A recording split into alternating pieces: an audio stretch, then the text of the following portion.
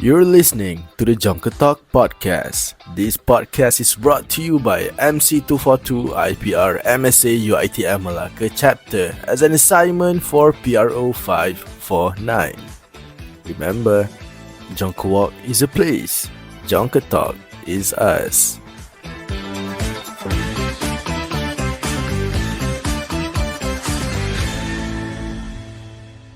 Hi guys, welcome to another episode of Classroom Clash, where we explore the ins and outs of education and learning. Well, again and again, it's me, your podcaster here, Madiha Humaira. And please guys, don't ever get bored of me, okay? So, today, we are going to discuss a topic that sparked heated debates for years, which is traditional schooling versus homeschooling. But wait. I just want to tell you that I'm so happy today. I'm so happy right now because I'm not alone for this week's episode. I'm not alone in the studio because I have Shifa with me today. Hello everyone! Well, she will be my guest for a few minutes today, and thank you for coming, Shifa. By the way, how are you? Are you excited? I'm fine. Thank you for asking, Madiha. What about you? I'm good, thank you. First of all, I would like to thank you for inviting me to be your special guest No today. problem. And it's actually an honor since Aww. I have heard a lot about your podcast, Madiha. So basically, are you a fan of my podcast? Yeah, of course. I'm a fan of your podcast. Aww. Actually, I can't wait to be invited by you. Oh, really? That's so cute, Shifa. It's actually great to have you here. Thank you for coming, Shifa. Sure. So, alright, are you ready for today's topic? Are you guys ready for today's topic, my listeners? And Shifa, are you guys ready? Yeah. Shall we? Alright, let's go!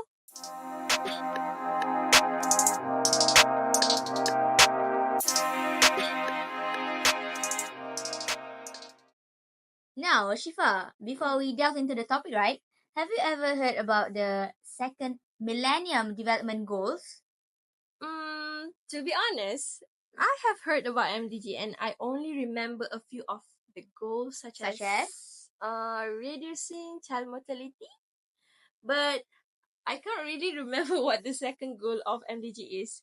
Could you tell me about it, please? Sorry, I a lot of ants. Oh, really? okay, it's okay. Never mind, don't worry. Yeah. Alright, the United Nations Millennium Development Goals, or so-called MDG, are actually the 8 goals set by the UN member states in September 2000. It's been so long, right? Yeah. The goals are actually mainly committed to combat disease, hunger, poverty, illiteracy, discrimination against women, and also environmental degradation. And the second goal, which is the topic that we are going to talk about today, is to achieve global or universal primary education. Oh, Ah. I see. Now I'm aware Now of you it. know about Thanks it. to you, Madiha. No problem. So, by the way, do you know that there is only one target for the second goal of MDG? Now, can you guess, Shiva? Now, come on, try it. Okay, wait. Let me try. Is it to ensure children universally, both boys and girls, Yeah. to be able to complete a full course of primary OMG. education? Yeah, that's true.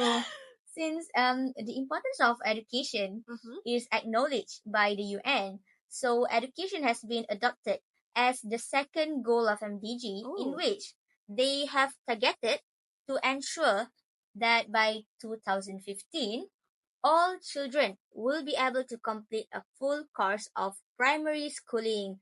Do you know why?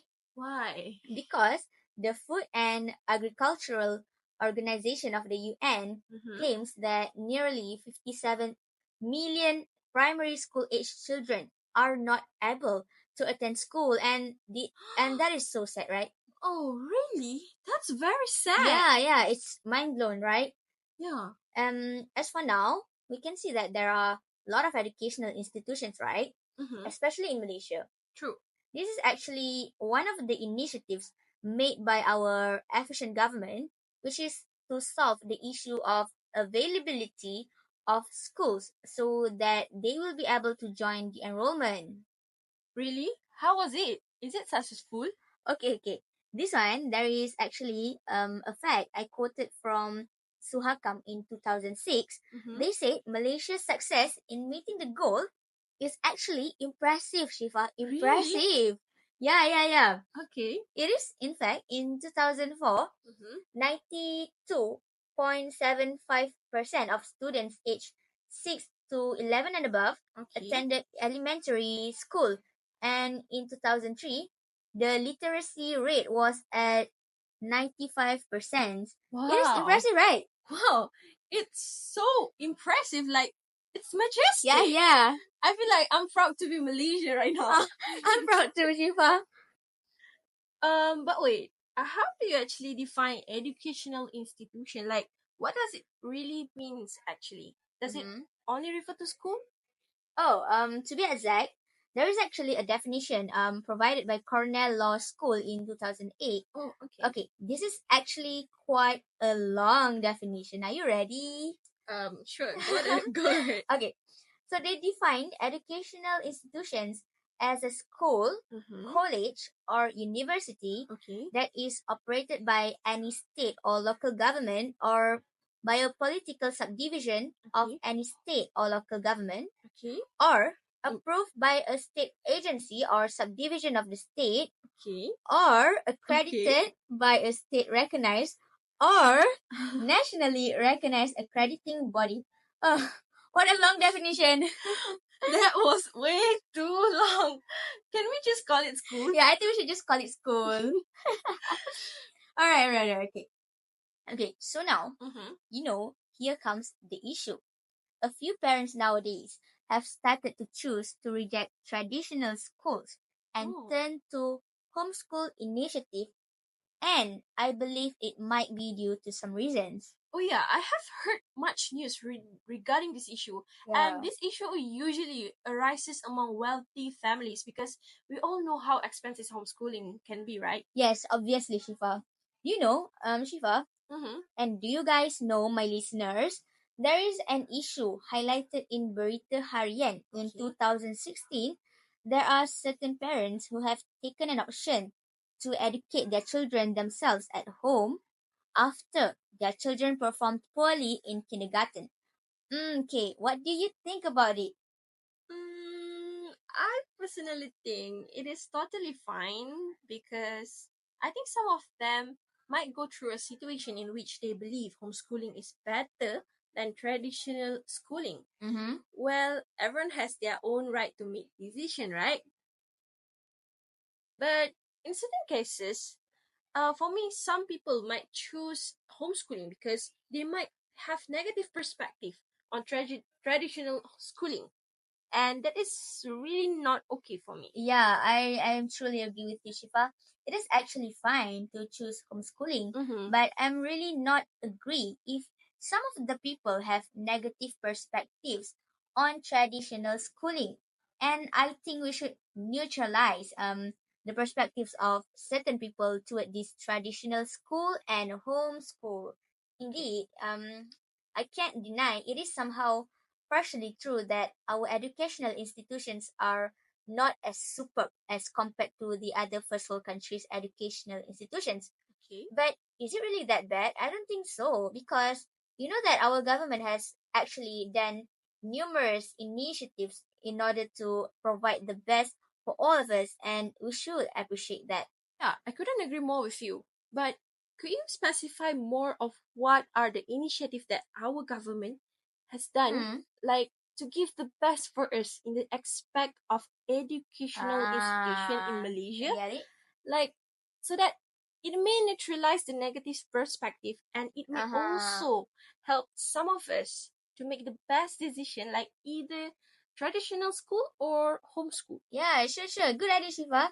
It even will make the content of this podcast more interesting. Thank you for the idea, Shiva. Sure. Okay, actually, I did some research regarding the initiatives so that I could share the truth with my listeners. Gen Z said no cap. Well, here comes the first initiative. Okay.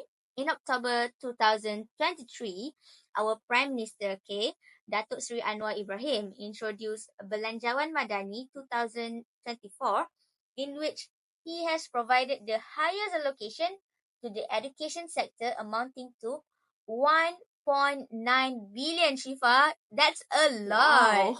And the primary objective is to upgrade and maintain school infrastructure across the country, right? Yeah, that's true. Okay, now it's my turn to be a podcaster. Whoa. I want to ask you a question. Uh-huh. May I? Sure. Okay. Now you're asking me like I'm the guest now? Okay. What do you think about this effort? Is it necessary? Okay. In my opinion, it is really necessary because I know that the enhancement of schools' infrastructure actually plays a huge role in influencing students and staff's achievements.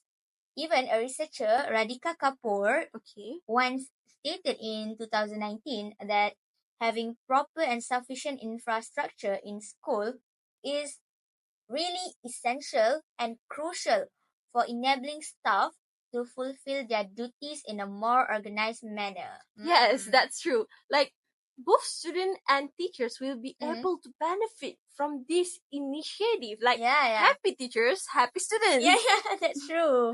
When our teachers are happy, we all are happy too, right? True. Like, but wait. What about the issue of teachers shortages in Malaysia? Has the government done anything to address this issue? About this issue, the Ministry of Education actually has expanded the recruitment of teacher candidates to graduates of STPM, STEM, and even matriculation program as well. Oh. Mm-hmm. Wait. I think I have read news from Berita Harian, back in 2023, and they said that the Deputy Education Minister of Malaysia has declared more than 9,000 new teachers that will begin service in school nationwide for the January 2024. This news, yes, that is actually a fact, guys. This is actually a fact. It is about 9,000 new teachers. Okay, it is truly a fact. I'm so proud of the government because it shows the efficiency of our government in handling the shortage issue. And I feel that the more expert teachers we have, the better our educational institutions will be. You agree with me? Definitely. Yeah. Okay, now since we have talked about the increasing number of expert teachers, of course, we want to ensure that all of them have good qualities, right? Because they teach students, they spread knowledge. So we need to make sure that they have really good qualities in themselves. Definitely, because there is a statement made by Metro in 2023. Oh, wait. Yeah. Wow, Shifa, it seems like you write a lot of newspapers, right? Well, Madiha, that's the reality of being a PR student. Wow, yes. Okay. Back to the topic. Okay. There's a statement made by Metro in 2023, if I was not mistaken, in which they stated that having excellent staff or teachers is not only crucial for providing a high standard of education, Madiha, but also for effectively enticing students to pursue STEM education. Oh, even UNESCO has said that quality of education heavily relies on the quality of teachers. So, is there any evidence to support the notion that Malaysia possesses a high quality of expert teacher? Of course, there is. Do you guys aware that the Malaysian Ministry of Education has successfully produced over 40,000 digital teachers? Wow. And they even obtained international certificates from Google, Microsoft, and even Apple. Again, guys. Wow. This is a proud moment for all of us, guys. I just want to cry. I'm so proud. I'm so proud of them. Me too, Mania. We are so dramatic right now. Yeah. Okay, guys. Now let's chill, okay? Breathe in. Breathe out. Okay, Shifa. As usual in my podcast, before we wrap up the discussion, I will ask my guests a special question. Jeng, jeng, jeng. Okay, are you scared? Obviously, I'm nervous right now. Don't worry, you don't have to be. Now, here's the question. Okay. If you were about to be a parent one day, Oh, okay. what is your decision for your children's education, traditional school, or homeschool? Technically, there is no right or wrong answer. Okay, just be honest. Okay, don't be scared to answer this question. To be honest, this question is quite tough. Like, but yeah, okay, don't be scared. I personally would go for traditional school because I'm quite impressed with all the initiative that our government has done. Yeah. Since it has changed my mind actually. Oh, really? Yeah, and perspective on how I look at our country's educational institution and how. I see. And now, how about you, Miss Podcasters? Okay. Actually, I always prefer traditional school because I want my future children to experience to feel every moment while enjoying their journey of being a student in a real environment of being a student themselves. You know, play at school, socializing with friends and teachers, gossiping with your friends. Okay. We all did that. Yes. Running to the canteen when it is time for break time and much more. It is life, a student life, a moment that will turn into memory someday. Okay, True. now I miss my school days. So back to the dramatic moment. Shifa, I miss my friends. Oh, I mean my school day too. Good old days, right? Yeah. But Madiha, do you know that Yeah. when I was in Form 5, Okay, this is a story from you? yes. Okay, guys, new story from Shishpa. Okay, Listen. please. Okay.